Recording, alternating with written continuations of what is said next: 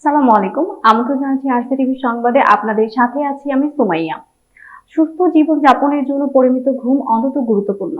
মন মেজাজ ভালো রাখার পাশাপাশি শরীর ও মনকে কার্যকর রাখতে ভালো ঘুম দরকার। তবে অনেকেই ঘুমের সমস্যায় ভোগেন। অপর্যাপ্ত ঘুম ব্যক্তির স্মৃতি, চেতনা, আবেগ, সংবেদনশীলতা ও মস্তিষ্ক ও দেহের বহু প্রক্রিয়ায় ব্যাঘাত ঘটায়। যদি কারো ঘুমের সমস্যা হয় তবে এই বেশ কিছু কৌশলের ব্যবহার করে দেখতে পারেন। দিনের বেলা ঘুম নয়। অনেকেই দিনের বেলা ঘুমোতে পছন্দ করেন, তবে দিনে ঘুমালে রাতে ঘুম আসতে চায় না, কারণ এটি দেহের প্রাকৃতিক ঘুমের চক্র বা সার্কাডিয়ান রিদমকে ব্যাহত করে।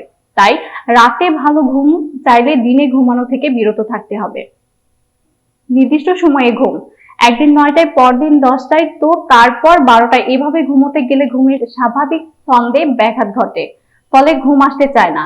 সেজন্য ভালো ঘুম চাইলে প্রতিদিন একই সময়ে ঘুমানোর চেষ্টা করেন। শরীর ও মনকে শিথিল করুন। বিছানায় শুয়ে শরীর ও মনকে শিথিল করে ফেলুন। সব চিন্তা থেকে নিজেকে মুক্ত করুন। ঘুমানোর আগে হালকা ব্যায়াম বা যোগ ব্যায়াম করতে পারেন, তবে ভারী ব্যায়াম একেবারে করা যাবে না। এই সময় ধ্যান বা শ্বাস প্রশ্বাস অনুশীলন করতে পারেন। চাই শীতল পরিবেশ। শোয়ার ঘরটি ঠান্ডা থাকে সেদিকে লক্ষ্য রাখতে হবে। শীতল পরিবেশে দ্রুত ঘুম আসে। শুধু কি তাই, শীতল পরিবেশে ঘুম গাঢ় হয়।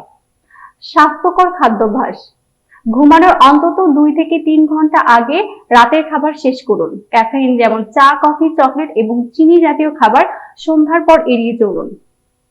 বিশেষ করে ঘুমানোর আগে চা, কফি কঠোরভাবে এড়িয়ে চলুন।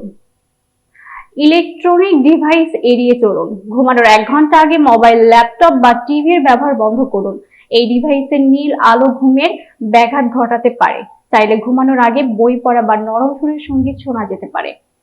এরপরও যদি ঘুমের সমস্যা না কাটে তবে একজন চিকিৎসকের পরামর্শ নিন।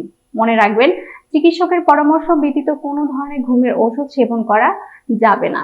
দর্শক, এই ছিল এখনকার সংবাদে। পরবর্তী সংবাদ দেখার জন্য আমন্ত্রণ জানিয়ে বিদায় নিচ্ছি। আল্লাহ হাফেজ।